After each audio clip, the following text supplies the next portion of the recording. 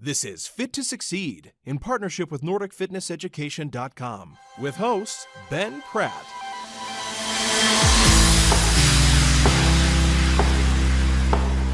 Female menstrual cycle and hormone profiles are very much like a fingerprint. They are very different from woman to woman, whereas men are sort of more static.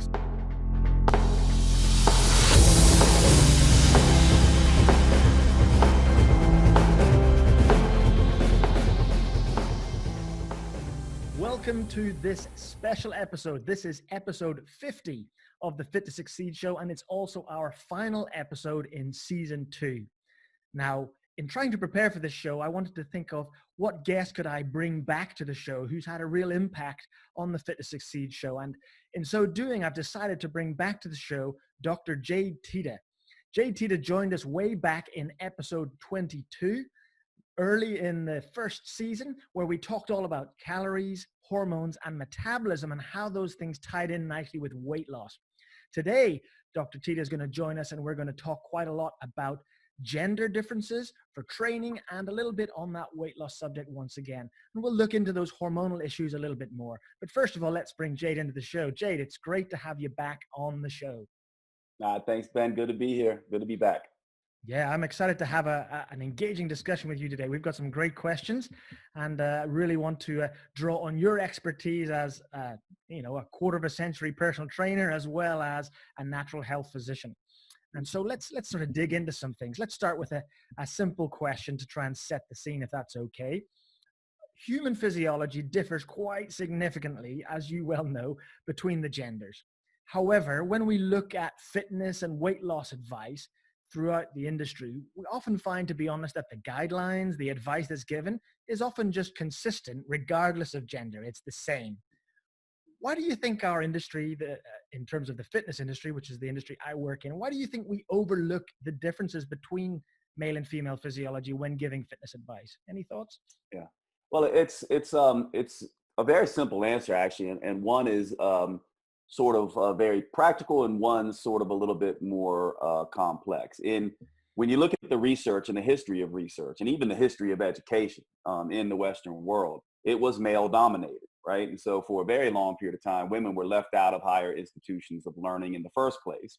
Mm-hmm. And so a lot of the science was in the male domain. It was dominated by men. And so men essentially studied men. In fact, it wasn't until 2001 that a lot of the regulating bodies, and this is pretty recent, right, when you think about it, a lot of the regulating bodies that make, sort of recommendations along the lines of science and what we're going to study, that they basically came out and said, hey, listen, we've got a serious problem here. Women are underrepresented in every single area. And fitness in general would have been an area that they were most underrepresented. So they came out and basically said, we need to do better at including women in these studies. Not only were women not included, but the people who were included were almost entirely men and young men. And so what has happened is certainly there is now research with women, and where women dominate some of these research studies, but it is, we're trying to make up a difference. And so for a very long period of time in fitness in general, it was just seen as women are male light, right? So that's the first sort of thing. But then when you get into studying women and realize that their physiology compared to men, where men are a little bit more static throughout the month, the female physiology changes throughout the month. For example, there's certain times where a woman is more insulin resistant, regardless of stress and what she's eating, simply as a result of where she is in her menstrual cycle. Right. There's time periods where women are a little bit more stress reactive, simply as a result of their menstrual cycle. There's time periods where female mood changes, physiology changes based on their menstrual cycle. That is a complex situation to work out when we're doing studies, which, are all about, hey, let's change X to see what happens. When you change X in a man, you can kind of say, okay, well, this is the single thing we're changing. But when you change X in a female and you have a group of females, you can't think about the difficulty of lining them all up on menstrual cycle. And even if we do know they're in the follicular phase, let's say, female menstrual cycle and hormone profiles are very much like a fingerprint. They are very different from woman to woman. Really? Whereas men are sort of more static. So you can start to see that it's this idea of one, we just didn't study women, because they were not in those institutions of learning. And two, we tend to have a more complex sort of situation when we were studying women. Now, a lot of that has changed up to this point. And one of the things actually that I did sort of early on, because I'm a very conscientious person, and one of the things that happened is when I was working mostly with women, I went and looked for the research. And I remember this is going back 20, 30 years ago now, when I first was a young, early, sort of late teens, early 20s type of trainer, looking at information and trying to find that information. Now that information is far more easy to find, but that really explains the differences. And now we are in a different world. So this a whole idea that you hear all the time now, as a matter of fact, it's still the dominant way that personal trainers and fitness professionals and medical professionals talk. They tend to say women and men should train exactly the same way. There is no difference there. And it doesn't matter. And my whole thing is women absolutely can train, eat, and just like a man, and do just fine. They can do very well on male-based protocols, and to a large degree, their metabolism is mostly similar. However, just because they can and thrive and do that kind of training and do just fine does not mean there's not information that essentially says women may benefit and benefit substantially from doing things a little different that are more in line with their unique metabolic realities. And so that's where we are right now. And you and I are having this conversation sort of on the cusp of, sort of where female physiology and an understanding about the variations in female metabolism as it regards to just menstrual cycle and perimenopause and menopause and around, pregnancy and all that kind of stuff. We're starting now to understand, there are very different things that you can do that may play a important role. Great stuff. I think that's a really great preface to where we're going to go in this discussion. Now, we talked quite a bit there about women, and you sort of set the scene that women are physically different because of the monthly menstrual cycle. But I think for us to fully appreciate those differences, it might be beneficial if we just begin first by discussing, Jade, what goes on with men and the variations that we may need to consider with regards to males. And then we will, in the latter half of this discussion, talk about females and those variations. So let's kind of set the scene by discussing male physiology. Which hormones are most prevalent in impacting the fitness results in a man when he goes training? Which hormones have the greatest impact for a male? Well, it's hard to tease out one particular hormone, but the obvious answer is testosterone. But let me get a little bit more nuanced in this, just so people understand. One of the things we like to do is we like to say, oh, well, testosterone, and testosterone does X, Y, and Z. This is a very linear way of thinking, and it's a useful way of thinking because it keeps things, a little easier and less complex so we don't get confused. But the truth of the matter is hormonal physiology is very much like a symphony or a social gathering. These hormones behave differently depending on the other instruments they're engaged with or the other humans that they're engaged with, if we're going to use the analogy of hormones and humans. In other words, if you and I go to a party, we're going to behave a certain way. We're going to drink certain things. We're going to have certain conversations. If you and I go to the gym, we're going to behave a different way. If you and I go to a black tie event, business event, we're going to behave a different way. So when we think about testosterone and men, we have to kind of say what is going on with that male in their environment. And so let's just sort of start there. Testosterone is probably the dominant hormone when we think about male results in terms of health and fitness. And to keep this as simple as possible, let's just contrast it with one other group of hormones, the stress hormone. So in a very simple way, for men, this really comes down to the balance between sort of this anabolic, sort of growth promoting, sort of stress adapting hormone testosterone, and this sort of acute alarm reaction hormones like cortisol and adrenaline.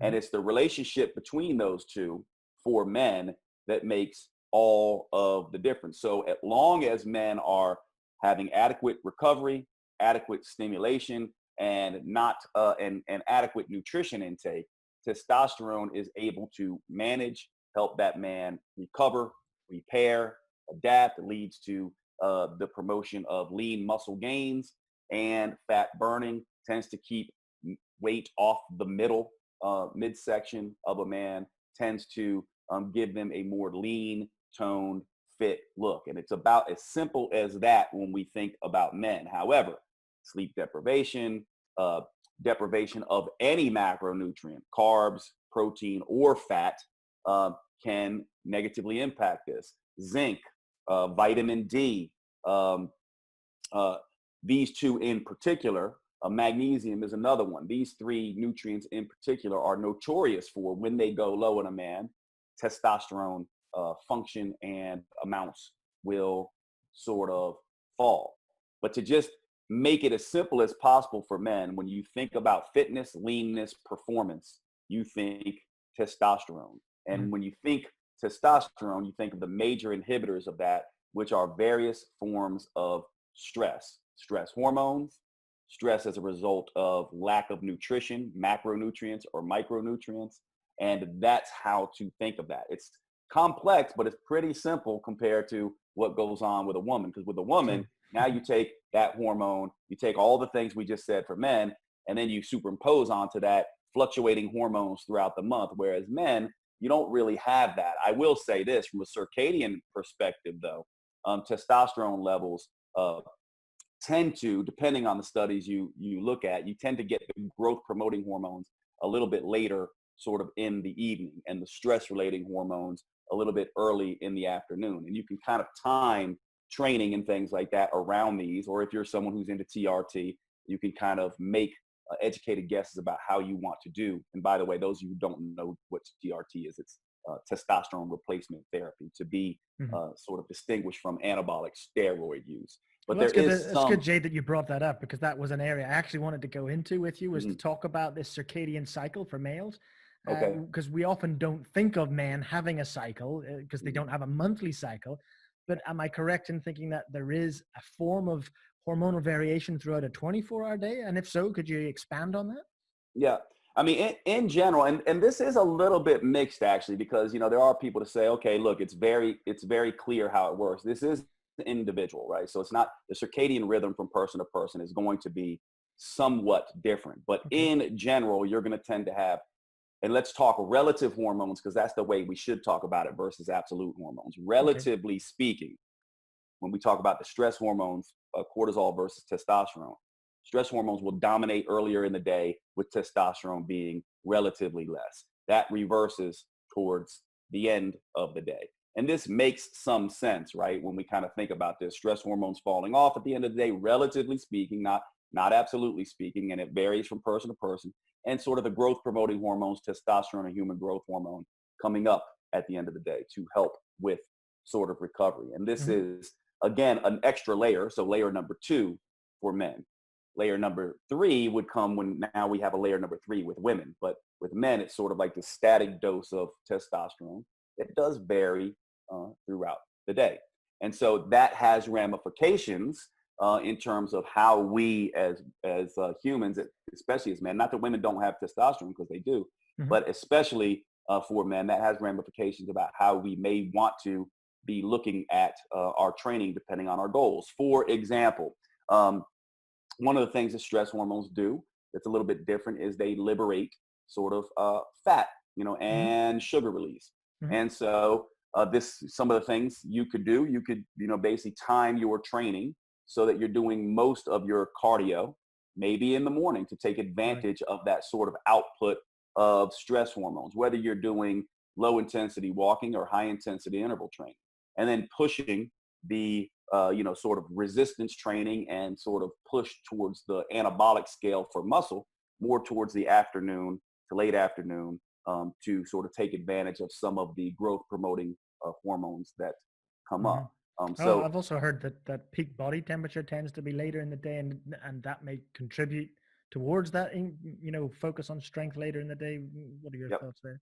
Yeah, absolutely. I think what you tend to see, and again, it's going to vary from person to person. The reason I say that is important because whenever you hear people like Ben and I talk, first of all, research is not always clear on this. And second of all, we have to default to individuals. Like if you some people go to this very silly human thing where they're like, well, I can't train. I like to do my weight training in the morning. And then they try to do it in the evening or in the afternoon where research says we tend to be strongest and able to get our biggest PRs and things like that. Mm-hmm. And then they start missing workouts as a result. And so you just have to kind of keep in mind that this is all, sort of, if we look at the science optimally speaking, but you have to do sort of what works for you. But absolutely, that's my same understanding based on the reading of the research. But I will say this for me, I tend to do much better with weight training sort of earlier in the day for me personally. So when you say much better, do you mean in terms of adhering to it and being able to fit it into your day? Or I mean both, in terms of being able to adhere and also in terms of just being able to perform better. Right. My sweet spot is 10 a.m. to about 1 p.m. If I go too long, once I get past about 3 p.m., I'm done, in terms of my motivation and my ability to sort of perform well. And could that have bearing, sorry, Jade, on your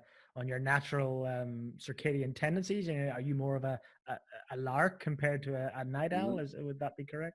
Yeah, absolutely it does. And it has to do with all kinds of things like that, right? Where it's like, well, I tend to consume caffeine up until about that time. And so I'm still riding that sort of caffeine high where it starts to come down towards the end of the day. So yes, that's why these discussions get very complex, and why I always say go back to your individual nature and individual tendencies. But absolutely the consideration of how our natural circadian rhythms go for most of us sort of is important here for sure. Oh, that's good. That's really cool. Now, I'd imagine there's people who are listening who are now thinking about this and trying to think about, well, how do I optimize this for someone who needs to lose weight? Because quite often for males, they'll arrive and present with weight gain around the middle and perhaps a very stressful lifestyle. They now want to lose weight, and you are talking here about things that may not necessarily work or fit. Do you have any thoughts or suggestions as to how we can help to resynchronize male hormones into a more effective pattern that can help contribute to their fitness and weight loss gains? Yes, absolutely. And actually, it's the reason why I took care to describe testosterone the way I did, because once we start getting into the solutions for this, you cannot have a conversation about this and the solution for it without understanding the balance between, let's say, cortisol, for example, and testosterone. When you look at the midsection, to keep it completely simple, you can kind of think of it as insulin and cortisol socializing together with excess calories causes fat storage primarily around the middle, right?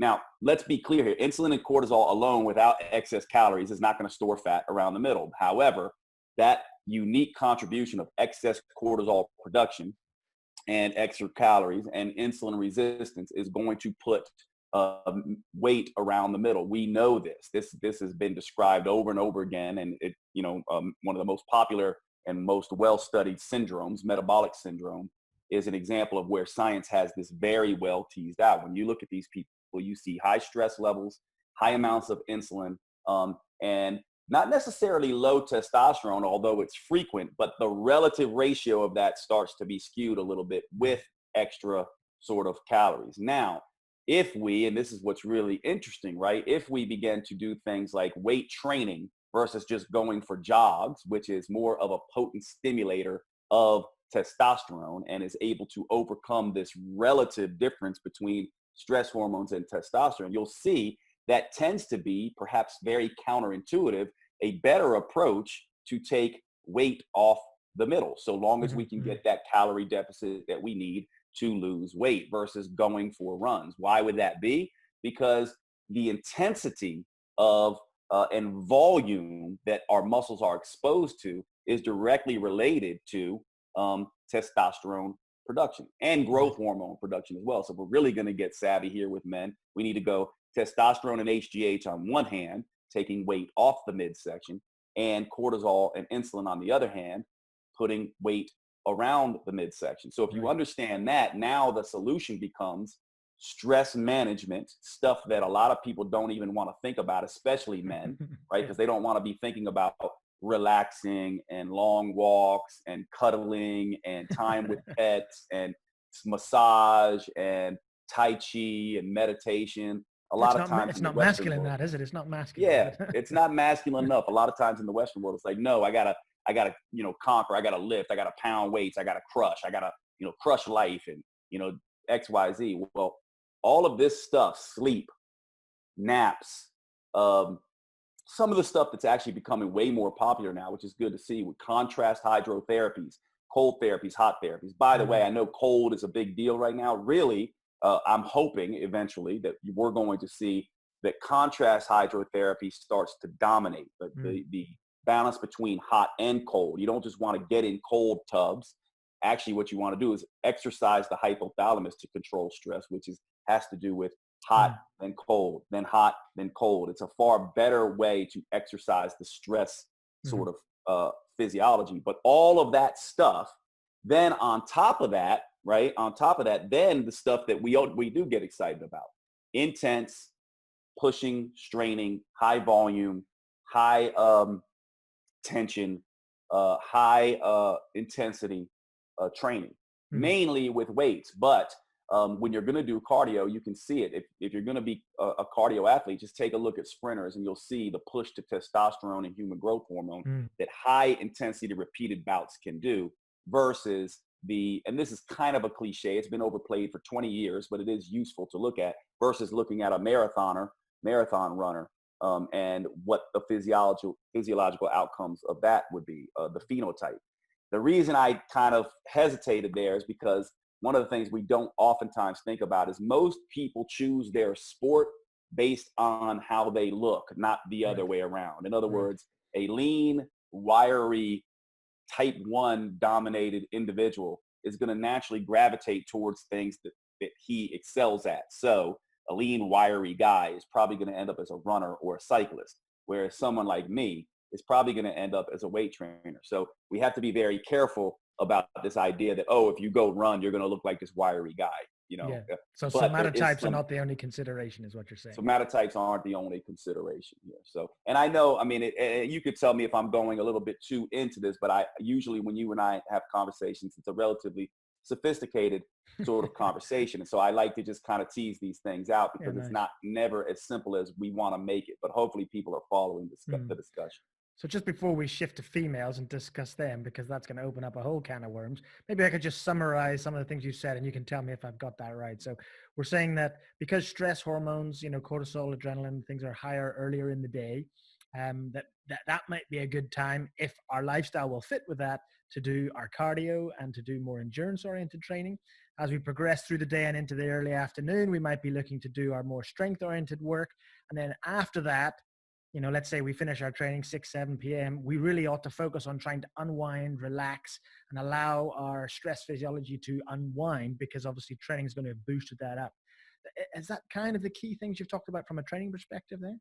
Yeah, it's a brilliant synopsis. It's exactly right. And I love that you included the caveat that, we have to honor our own individual ways of doing that. But I would say that would be the perfect way to approach male physiology and male circadian rhythms for the vast majority of us. Nice. I really appreciate that. Right. So let's change gear now, because this is where it really gets interesting. We start to look at females. Now, as we discuss females will have, just like males, some element of 24-hour circadian rhythm, but it's, as I think the word you used was really nice, it's superimposed upon the longer menstrual cycle, which is anywhere from, 28 to 35 days, depending on the woman.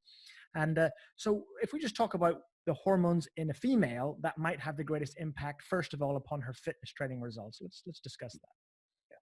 Well, obviously, the way I describe this, and I think it really helps men and women sort of understand the female physiology. Imagine estrogen and progesterone as twin sisters, but non-identical, okay? And the reason I use that terminology in that way is because they're twin sisters because they are highly reliant on each other, just like twins would be, right? However, they're non-identical because they're very different in what they do. So they rely on each other to the degree that they both sensitize each other's receptors. They, in order to have adequate and efficient estrogen sort of metabolism, you need adequate and efficient progesterone metabolism. If progesterone goes away, estrogen can't function as well. So this is very much like twin sisters, but they do different things. So what does the estrogen sister do for females. You can think of the estrogen sister as the sort of adventurous, resilient, go-getter, wanting to just explore the world and get messy and get in trouble. And she is very robust and resilient. Mm-hmm.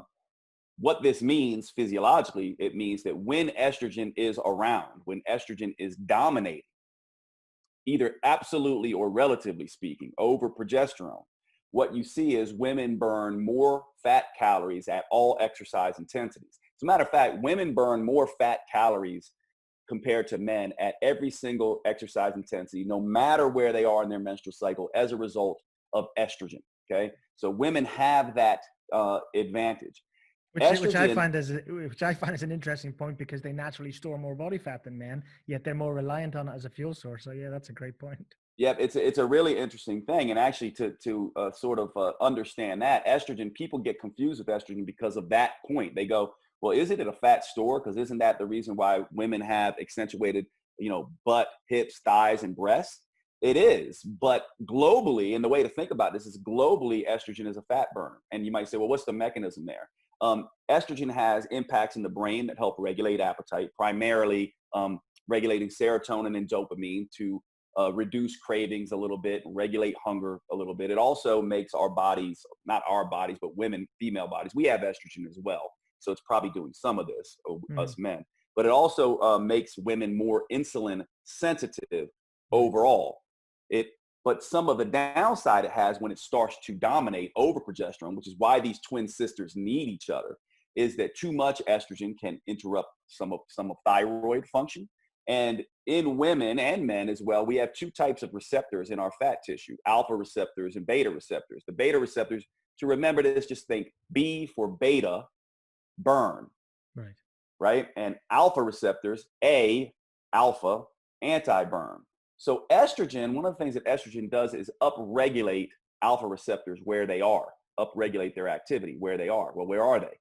Hips, butt, thighs, and breasts.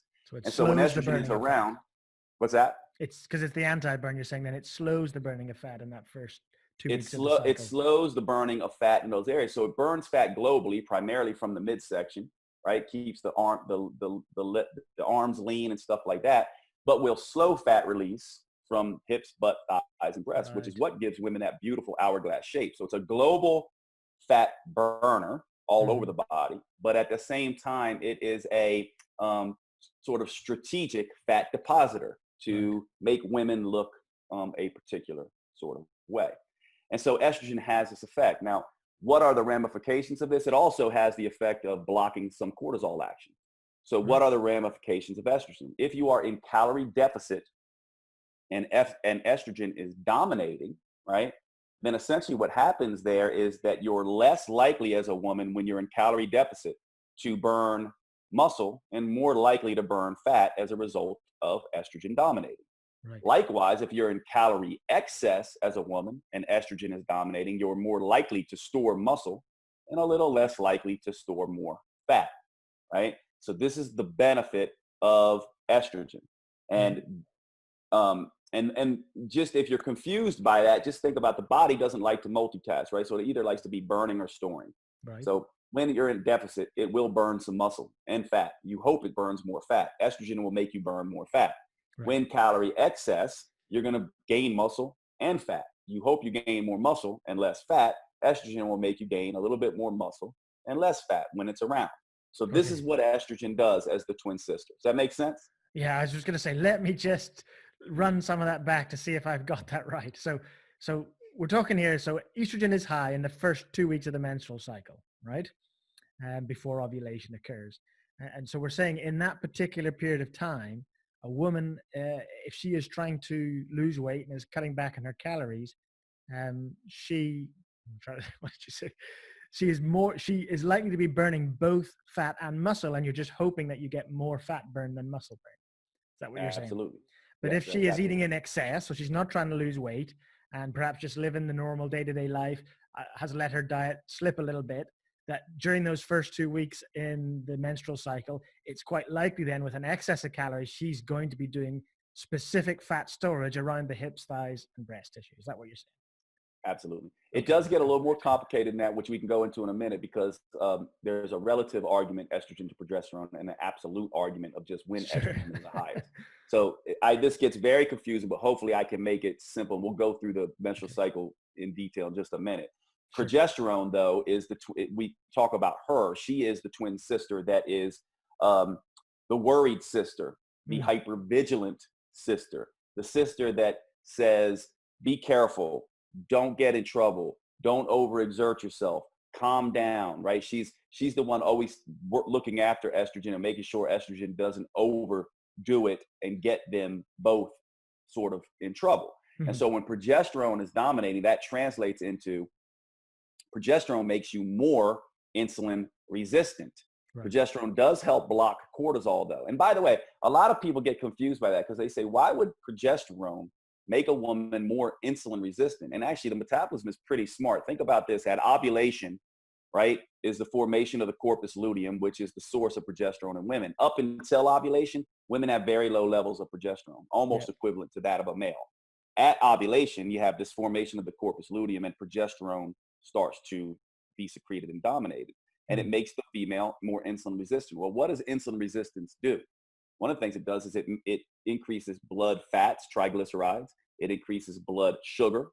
It increases fat storage. It starts to, any excess calories start to kind of be put away as fat. Why would that make sense in that period of time after the egg is released? Well, Mhm. what if that egg gets fertilized and now there's a fetus and a baby that needs to be supported? Progesterone, by the way, if that egg does get fertilized, guess which of the twin sisters dominates? The caring, worried progesterone. She Right. starts to dominate throughout pregnancy to nourish the baby. So essentially what's happening with this insulin resistance for women Mhm. post ovulation is an intelligent progesterone sister saying, hey, we may have a baby coming along. Let's be careful. Let's save some of our rations. Let's make sure we have enough resources to support this baby. Now, Yeah, that obviously, if makes the egg sense. doesn't get fertilized, progesterone and estrogen both drop off. And then that's when you start seeing the little brother testosterone sort of come out to play. In fact, testosterone is elevated around ovulation. So testosterone comes out to play with its twin sisters Mhm. in women 2 times during their monthly cycle. Once at near ovulation, makes Right. sense, right? Because if you're getting ready to have an egg be released, you want to start being interested sexually in having sex. You want to basically go get some sperm to fertilize this egg. So testosterone makes women horny and want sex at that period of time, around that time. Now, also, some women will report the same type of desire sexually around menses. And what we think might be happening there is that when estrogen and progesterone fall away, they're kind of unmasking, relatively speaking, testosterone. So once Right. again, this doesn't happen with all women, but some women will feel that sense of desire for sex come back around menses as well. It doesn't make Mhm. as much sense to them, but it's probably this unmasking of So testosterone. So you is that see it starts actually to in get a little bit menses or is complex. it just before? Just before, right? Just Because before. and this is essentially if we get into the menstrual cycle, let's just do that really quickly because it's important. I know it's complicated, so those of you who are listening to this can listen to this again, but I'll try to go slow here. There are 2 ways to look at the menstrual cycle. The first way is just to break it up into part 1 and part 2. Okay, so Mhm. let's do that simple version first. Part 1 of the menstrual cycle we call the follicular phase. Yep. It's called the follicular phase because the follicle, which contains the egg, is developing. It's also called the follicular phase because follicle stimulating hormone coming from the pituitary, hypothalamus to pituitary, is also dominating. So Mhm. follicle stimulating hormone stimulates the follicle to mature. So lots of things going on with the follicle during this first stage. That's why we call it the follicular phase. As that follicle matures, estrogen production ramps up slowly because the ovary and that follicle become the source of estrogen. Right. Okay. Then what happens right at ovulation is stimulation of a hormone called luteinizing hormone, LH. And luteinizing hormone, after the egg leaves the follicle, that follicle becomes the corpus luteum. So luteinizing hormone, corpus luteum, this is the beginning of the luteal phase. Mhm. So follicular phase versus luteal phase. In the follicular phase, estrogen is all by itself, slowly ramping up. So In the luteal phase, estrogen and progesterone are playing together, but progesterone is kind of dominating. Yeah. And then they both fall off at menses. So that is the simplest way to look at the menstrual cycle. Follicular phase, luteal phase, right in the middle, ovulation, right at the end, menses. Makes sense. However, it's a little bit more complex than that if we really start looking at it, because then we can say, well, the hormonal situation in early luteal phase, which is the week of bleeding, that week of bleeding, estrogen and progesterone are both low, but estrogen is starting to rise because already the body is starting to, ramp up its production of FSH, follicle stimulating hormone again. But estrogen is still pretty low. It's definitely higher than progesterone though. Then in the late follicular phase, estrogen really starts to peak. And that's what starts getting the follicle ready to rupture. Mm-hmm. And once that follicle ruptures, you have high estrogen and progesterone in the early luteal phase. And then in the late luteal phase, you have lower estrogen, higher progesterone, and then they both fall off sort of abruptly. So what this means is, in the first example, right, we're talking about estrogen and progesterone from a relative perspective. In the follicular phase, estrogen is relatively higher than progesterone. Yes. Mm-hmm. In the luteal phase, progesterone is relatively higher than estrogen. Yes. However, if you wanted to take advantage of the time in the menstrual cycle that is absolutely the largest time when estrogen is in its largest amounts, that would be the week before and after ovulation. That would be late follicular phase and early luteal phase. So the we're reason talking I'm going, days. If we're talking days here, I know that it's not always a 28-day cycle, but we're talking about day 7 to about day 21. Is that what you're saying? Yep, that's exactly right. That's when estrogen is going to be absolutely at its highest. Yep. And so depending how we look at the female menstrual cycle, we can time our training and eating and dieting around this sort of cycle. And there is some individual variation here, right? Because a lot of women don't want to train or do anything while they're bleeding.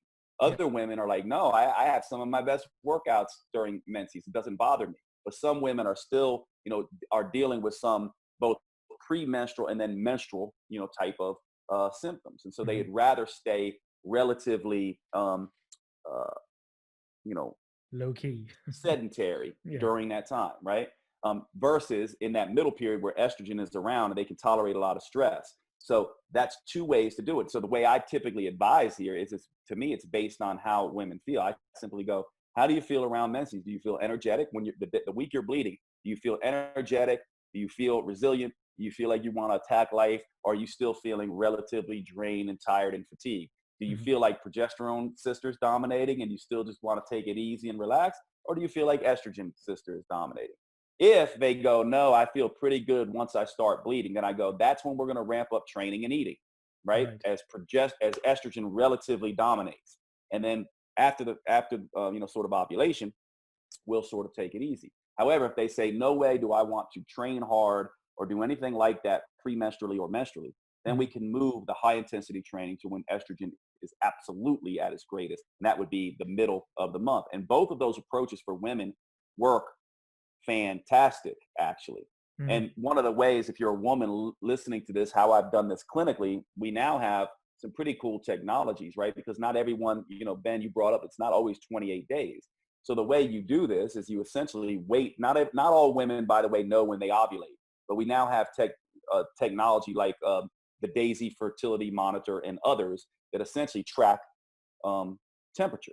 And very regularly a female's temperature will spike right around ovulation, whether they're aware of it or not. And so what happens is you follow your training pattern up to that spike. And if you know you ovulate, then at that point you switch. And then you basically follow this sort of more relaxing protocol, until you bleed again. But that might be another 2 weeks, or that might be 3 weeks.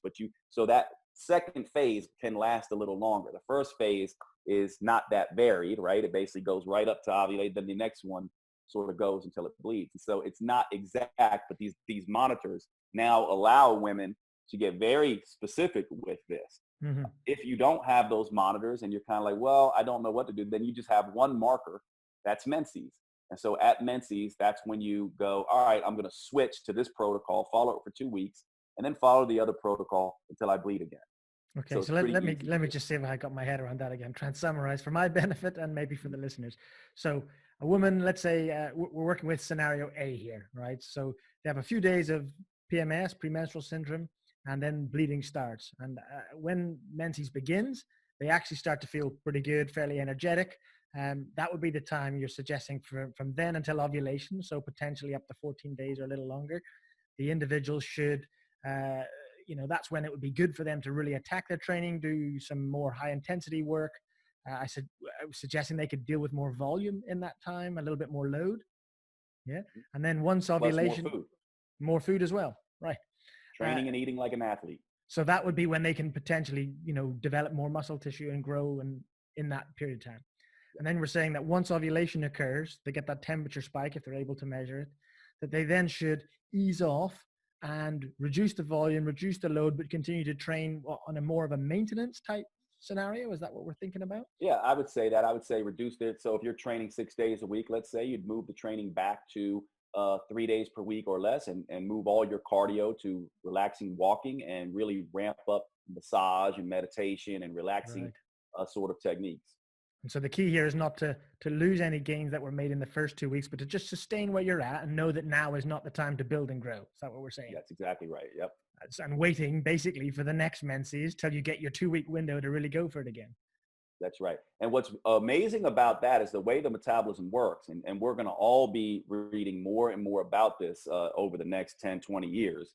And of course, science will be refined. So some of what I'm saying will be obsolete and wrong, but a lot of what I'm saying I predict will be correct. And Mm-hmm. what we're going to be seeing is that this cyclical dieting pattern, this idea of intermittent energy restriction, not to be confused with intermittent fasting, but variations in the way we train and sort of eat, is the best thing for the metabolism. Because what most people currently do is they just go, I'm going to eat more and exercise less continuously ad infinitum, day in, day out, week in, week out, month in, month out, year in, year out. And the metabolism is an adaptable system. So it will adapt to that really quickly. However, if there's periods of times where you're eating more and exercising more, and other periods of time where you're eating less and exercising less, and a few periods of time where you are eating less and exercising more, or every once in a while eating more and exercising less, the metabolism, remains flexible, adaptable, and can't keep up. So you don't get the same amount of plateaus and the same amount of chasing your hunger around. You're not as reliant on willpower because you're working with the way the metabolism naturally works, which is Yeah. changeable. Yeah, I really like that. I wonder if because we've got quite clear then on that first scenario, and we mentioned that there might be variables there, and I appreciate we're probably not going to be able to tease out every possible scenario for every woman who's listening, or even males, to be honest, because male personal trainers should understand all of this. And that is in the second scenario. You said some women don't feel great even during menses, so until they finish bleeding, they may feel pretty awful, and not up for exercise. So if we're in that scenario, and we're sort of looking 5 or 6 days into the beginning of a new cycle before they start to feel their energy return, what would then be the scenario for how they might train? Exactly what you said, except during the middle of the cycle, day 17 through 21, the week before and after ovulation, that's when they're training more and eating more. That's where they're Right. training like an athlete. And So then they the work week real hard in before that and 7 to after, the 21. week before menses and during menses, that's when they take it easy. They reduce their training Right. volume. They stop doing all the cardio, go more towards walking, ramp up all the rest and recovery activities. And so it's Right. just this subtle shift. And the reason why both work is because what the first scenario is taking advantage of estrogen's relative dominance. The second scenario is taking advantage of the absolute amount of estrogen in the system. Mm-hmm. And for me, I mean, that opens up a whole new world of possibilities and need to understand your client. So if I, as a male personal trainer myself, how important it is for me to actually have an awareness of where my female clients are in their cycle, not so that I can avoid them if they're having PMS, but so that I can understand where I should be guiding them in their training. And I would suggest, and you might have experience of this, Jade, is that very few male trainers probably even feel comfortable asking those questions. What are your thoughts?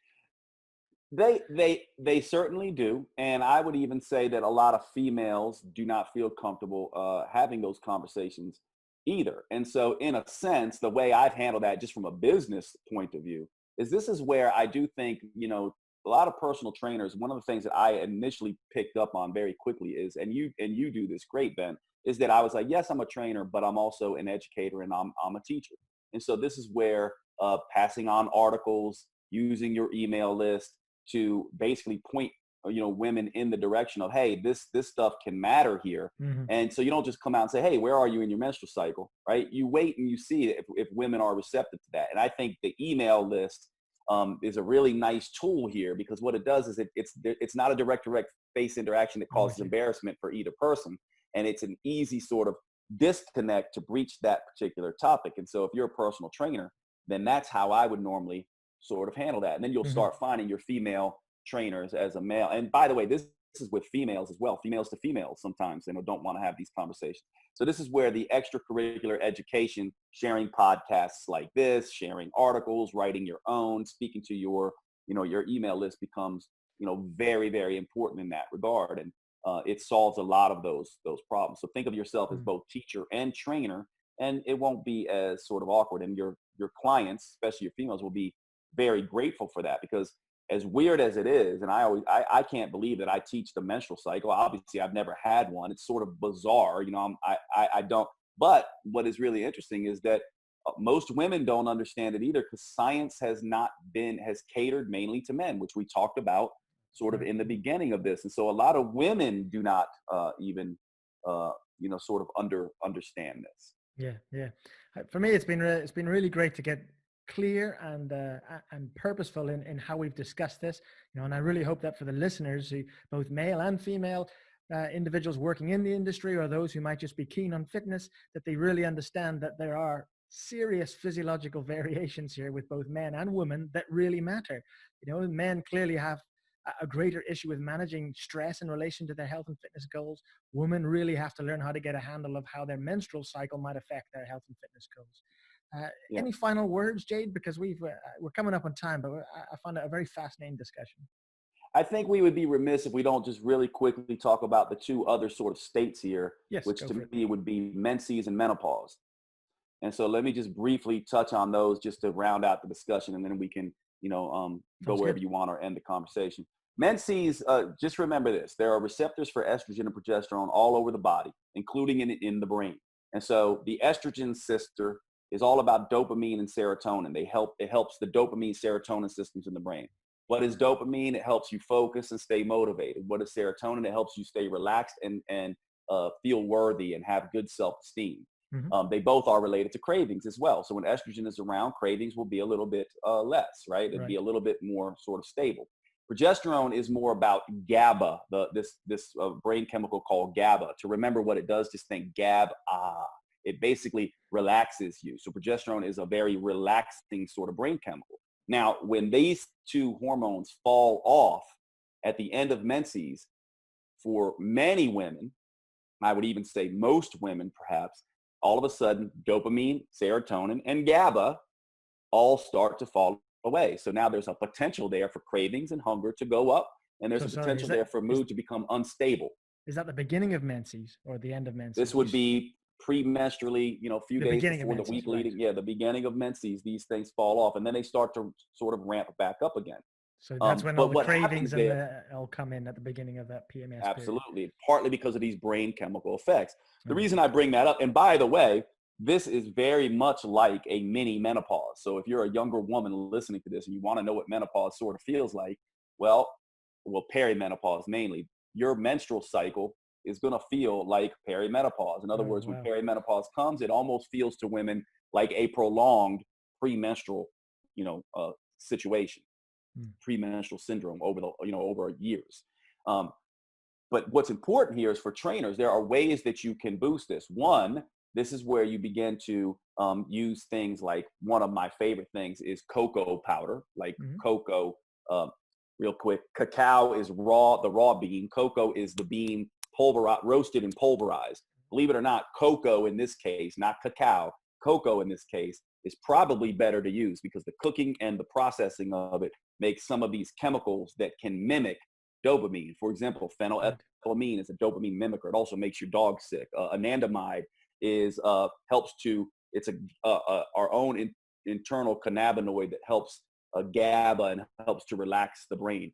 Cocoa, there's some indication, and this is really coming from my brother Keone, who's an expert in this, that cocoa has preformed serotonin in it.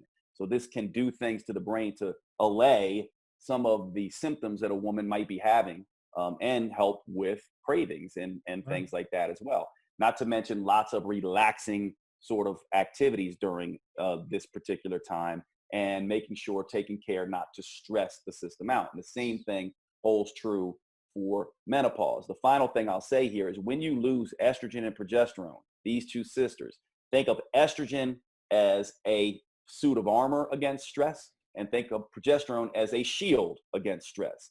All of a sudden, at menopause, progesterone and estrogen go away, your armor gets stripped off, your shield gets taken away.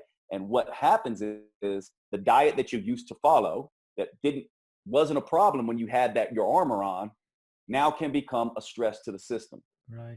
The exercise regime that you used to follow that the body could handle and recover from when it had its armor now can become extra stressful. And so the major thing to remember at menses and menopause is that you lose your suit of armor. You lose your ability to tolerate stress, and therefore do not make diet and exercise an added stress to your system, and make sure you are paying very close attention to all the things, sauna, spa, salon time, all the S's, sex, all of this kind of stuff, serenity, right? All of these things that kind of make us go woo-saw and relax become critical at this period of time. And most women, I would say, who are the type that show up at our gyms and want to train, tend to be a little more type A and do not like to, focus on those things. And it is absolutely required that they must around menses and menopause.